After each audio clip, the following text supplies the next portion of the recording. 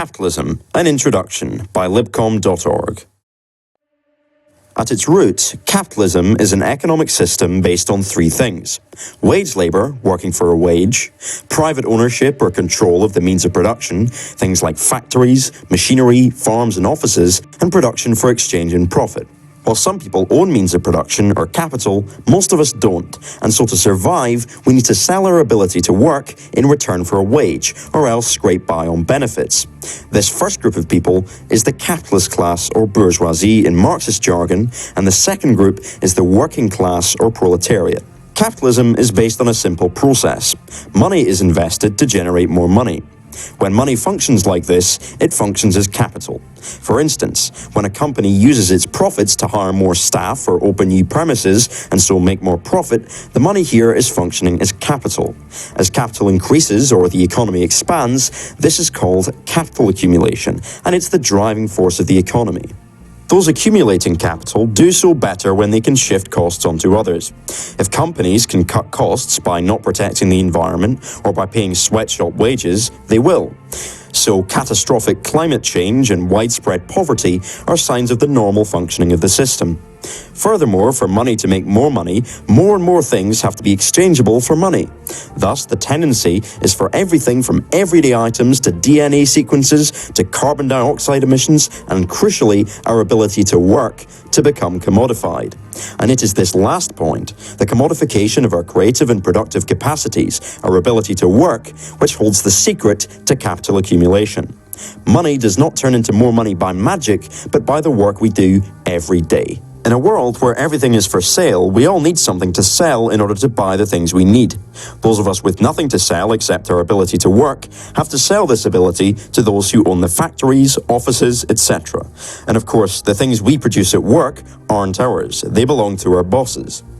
Furthermore, because of long hours, productivity improvements, etc., we produce much more than necessary to keep us going as workers. The wages we get roughly match the cost of the products necessary to keep us alive and able to work each day, which is why, at the end of each month, our bank balance rarely looks that different to the month before. The difference between the wages we are paid and the value we create is how capital is accumulated or profit is made.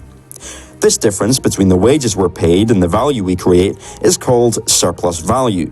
The extraction of surplus value by employers is the reason we view capitalism as a system based on exploitation, the exploitation of the working class.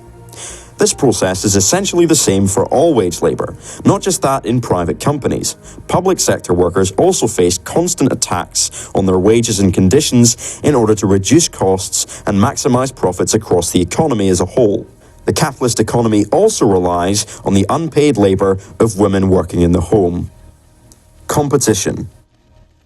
In order to accumulate capital, our boss must compete in the market with bosses of other companies. They cannot afford to ignore market forces, or they will lose ground to their rivals, lose money, go bust, get taken over, and ultimately cease to be our boss. Therefore, even the bosses aren't really in control of capitalism. Capital itself is. It's because of this that we can talk about capital as if it has agency or interests of its own. And so often, talking about capital is more precise than talking about bosses. Both bosses and workers, therefore, are alienated by this process, but in different ways. While from the worker's perspective, our alienation is experienced through being controlled by our boss, the boss experiences it through impersonal market forces and competition with other bosses. Because of this, bosses and politicians are powerless in the face of market forces, each needing to act in a way conducive to continued accumulation, and in any case, they do quite well out of it. They cannot act in our interest, since any concessions they grant us will help their competitors on a national or international level. For example, if a manufacturer develops new technology for making cars which doubles productivity, it can lay off half its workers, increase its profits, and reduce the price of its cars in order to undercut its competition. If another company wants to be nice to its employees and not sack people, eventually it will be driven out of business or taken over by its more ruthless competitor. So it will also have to bring in the new machinery and make the layoffs to stay competitive. Of course, if businesses were given a completely free hand to do as they please, monopolies would soon develop and stifle competition, which would lead to the system grinding to a halt. The state intervenes, therefore, to act on behalf of the long-term interests of capital as a whole. The state. The primary function of the state in capitalist society is to maintain the capitalist system and aid the accumulation of capital. As such, the state uses repressive laws and violence against the working class when we try to further our interests against capital. For example, bringing in anti-strike laws or sending in police or soldiers to break up strikes and demonstrations. The ideal type of state under capitalism at the present time is liberal democratic. However, in order to continue capital accumulation, at times different political systems are used by capital to do this. State capitalism in the USSR and fascism in Italy and Germany are two such models, which were necessary for the authorities at the time in order to co-opt and crush powerful working class movements which threatened the very continuation of capitalism. When the excesses of bosses cause workers to fight back, alongside repression, the state occasionally intervenes to make sure business as usual resumes without disruption. For this reason, national and international laws protecting workers' rights and the environment exist. Generally, the strength and enforcement of these laws ebbs and flows in relation to the balance of power between employers and employees in any given time and place. For example, in France, where workers are more well-organized and militant, there is a maximum working week of 35 hours. In the UK, where workers are less militant, the maximum is 48 hours. And in the US, where workers are even less likely to strike, there is no maximum at all. History. Capitalism is presented as a natural system, formed a bit like mountains or land masses by forces beyond human control, that it is an economic system ultimately resulting from human nature. However, it was not established by natural forces, but by intense and massive violence across the globe. First, in the advanced countries, enclosures drove self-sufficient peasants from communal land into the cities to work in factories. Any resistance was crushed.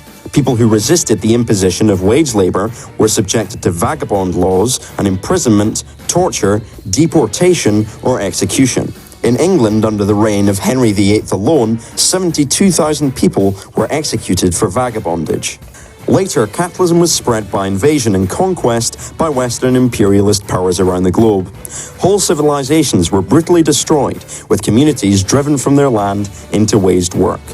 The only countries that avoided conquest were those, like Japan, which adopted capitalism on their own in order to compete with the other imperial powers. Everywhere capitalism developed, peasants and early workers resisted, but were eventually overcome by mass terror and violence.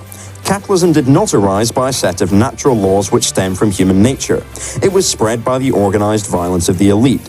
The concept of private property of land and means of production might seem now like the natural state of things. However, we should remember it is a man-made concept enforced by conquest. Similarly, the existence of a class of people with nothing to sell but their labor power is not something which has always been the case. Common land shared by all was seized by force, and the dispossessed forced to work for a wage under the threat of starvation or even execution.